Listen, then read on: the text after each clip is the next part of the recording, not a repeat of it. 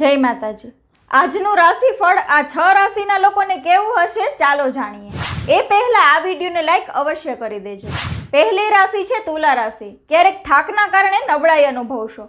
નોકરીમાં ઓફર મળવાની પ્રબળ સંભાવના છે। બીજી રાશિ છે વૃશ્ચિક। પ્રમોશન મેળવવાની પ્રક્રિયા ઝડપી બનશે। બ્લડ શુગર લેવલ પર નજર રાખો।